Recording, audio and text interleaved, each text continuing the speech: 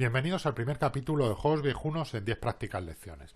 La idea de este proyecto es, mediante una serie de vídeos, intentar explicar un reglamento de tal forma que después de verlos podamos jugar el primer escenario sin haber leído prácticamente las reglas y evitando el primer paso de aprender a jugar un reglamento, que sería empezar a leer el reglamento desde cero.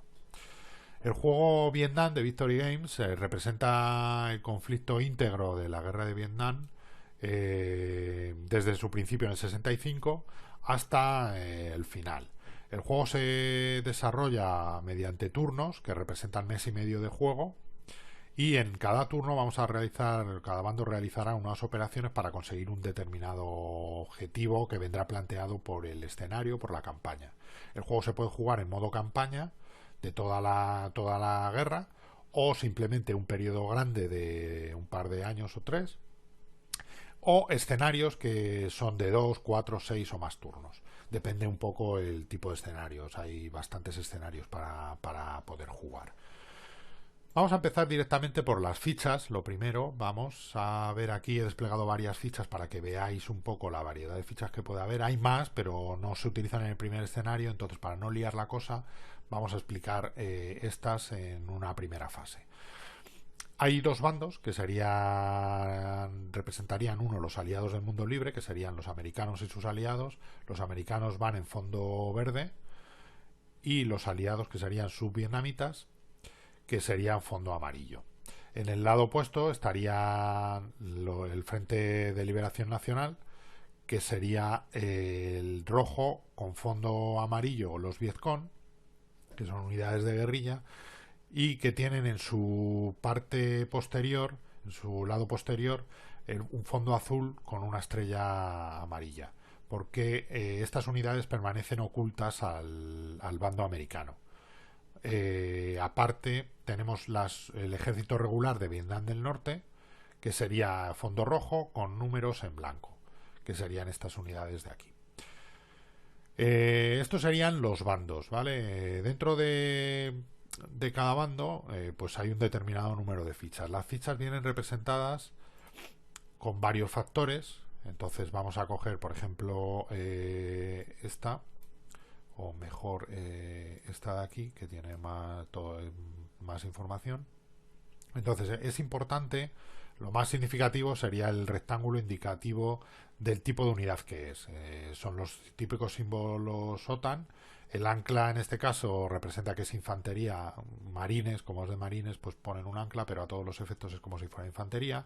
Luego tenemos artillería, mecanizados, o HQ, que es un tipo especial de artillería.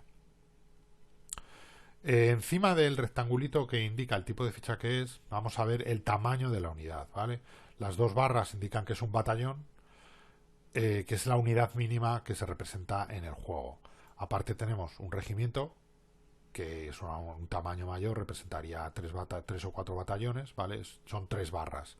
Y luego tendríamos la unidad mayor, que se representa en el escenario, que serían las 2X, que representaría una división, ¿vale? Ese sería en cuanto al tamaño. El nombre, por decirlo así, o la afiliación de la ficha vendría representado por estos numeritos que aparecen en la esquina superior izquierda, ¿vale? En este caso esto es un batallón, como veis aquí, y este sería el tercer batallón del cuarto regimiento de la tercera división de marines, ¿vale? Entonces este batallón estaría integrado en el tercero de marines. ¿Por qué es importante esto? Porque las fichas es importante que mantengan cierta cohesión, o sea, que estén cerca unas de otras, porque los HQs pueden apoyar a las unidades que son de su división o de su regimiento. Por ejemplo, si tenemos esta unidad aquí, que es del tercer regimiento, del tercero de marines, y esta unidad está cerca, pues le va a apoyar, la poder apoyar, porque las dos pertenecen al tercer regimiento del tercero de marines, ¿vale? Por eso es importante eso, es mantener juntas las fichas. Los factores de la parte inferior son también una parte importante de la ficha. El primer factor de la izquierda nos va a representar el factor de combate terrestre de la unidad, ¿vale? En este caso sería 3, que son los factores que puede implicar en combate. Luego tendríamos el número de en medio, que aparece como más pequeño, que serían los factores de artillería que tiene la ficha. Eso es lo que puede apoyar la unidad sin entrar en combate directo, sino simplemente con su artillería inherente. En este caso sería 0, porque es una unidad que no tiene artillería. Y luego serían los factores de movimiento, que sería a la el número que aparece a la derecha, que sería 8 en este caso, puntos de movimiento, que después en el capítulo de movimiento veremos cómo se utilizan. Hay unidades, por ejemplo, de artillería, como esta, que no tienen factor de combate terrestre, es 0, sin embargo tienen artillería, que es 4, y tienen 6 puntos de movimiento, ¿vale? Y eso sería básicamente lo que representaría la ficha. Nos quedaría solamente este factor que aparece aquí en esta ficha, que hay algunos que no tienen, que sería el factor de persecución, que es más 3 en este caso, que posteriormente veremos cómo se utiliza en una operación, ¿vale? Esto en cuanto a las fichas. Vamos a ver ahora el terreno. El mapa de Vietnam está dividido, aquí tenéis una visión más general, está dividido en hexágonos. Cada hexágono representa unos 10 kilómetros, con lo cual un hexágono no es una distancia enorme de terreno, ¿vale? Que tengáis eso en mente, que son 10 kilómetros, que no es una distancia excesivamente grande, como puede venir representado en otros juegos. ¿Vale? Y hay distintos tipos de terreno. Tenemos una ayuda de juego que es la tabla de terreno que podéis ver aquí, en donde te viene representado los distintos tipos de terreno y los costes de movimiento, que luego lo veremos en movimiento, ¿vale? Pero bueno, básicamente diremos que los hexágonos de todo azul es todo mar. Luego hay hexágonos como este de verde clarito, que sería terreno claro. Lo voy a explicar en orden de dificultad de movimiento. Bueno, el mar es impasable. Sería el claro, que sería lo más fácil de mover. Luego cultivado, que sería este verde con rayas rojas. Luego tendríamos jungla, que sería este verde oscuro. Este marrón sería hill, esto de aquí, ¿vale? Luego sería Forest Hill, que sería colinas con bosque, que sería esto. Y luego tendríamos montaña, que sería el terreno más complicado, ¿vale? Eso sería un poco los tipos de terreno a grandes rasgos, aunque luego en movimiento veremos cómo se utiliza cada uno, ¿vale? Y aparte del terreno, en el mapa vienen representadas carreteras, que son las líneas amarillas, ¿vale? Que nos van a facilitar el movimiento. Por carretera se mueve más fácil porque anula el terreno, y aparte hay movimientos que son gratuitos, por decirlo así, por carretera, luego lo veremos. Y hay otras líneas representadas en el tablero que nos indican las fronteras, ¿vale? Entonces, las fronteras blancas nos van a representar, vamos a ir abajo, que límites de provincia. Por ejemplo, esto sería Binh Dinh, sería esta provincia, ¿vale? Que sería una provincia, ¿vale? Las provincias sería la frontera blanca. Las provincias están delimitadas en unas áreas mayores que se llaman cuerpos, ¿vale? Este sería en el lado norte el primer cuerpo y en el lado sur el segundo cuerpo, ¿vale? Y luego tendríamos las fronteras nacionales, que son las líneas rojas que delimitan Vietnam del Sur con otros países. Por ejemplo, en este caso Laos está a la izquierda y tendríamos a Vietnam del Norte a la derecha. Como veréis, las fronteras están representadas a lo largo de los hexágonos. Y es importante porque cuando una ficha está en el hexágono que representa una frontera, puede decidir estar a un lado de la frontera o en otro. Por ejemplo, esta unidad podría decidir estar en Quang Tinh o podría decidir estar en Quang Ngai, ¿vale?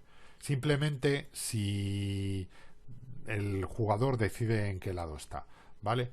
En este caso, por ejemplo, si yo estoy aquí y estoy en la ciudad, sí que tengo que estar en Quang Tinh, porque si veis, la ciudad está en el lado de Quang Tinh. Entonces, si yo decido defender en la ciudad, estoy defendiendo en Quang Tinh, ¿vale? Y si decido defender en el cultivado, puedo elegir en cuál de las dos provincias estoy, ¿vale?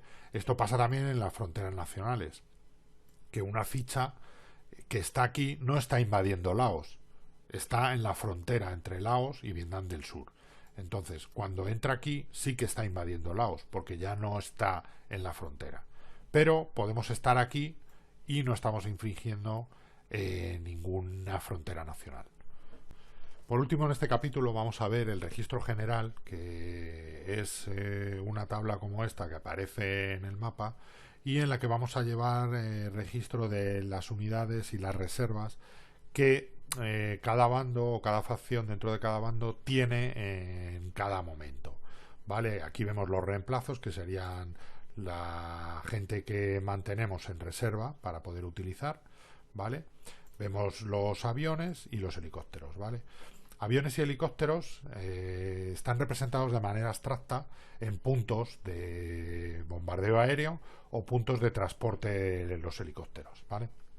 Entonces, para un determinado turno, en este caso, por ejemplo, tenemos un total de aviones de 10, ¿vale? Si ya hemos gastado 3, pues la ficha de factor de bombardeo aéreo estará en 7.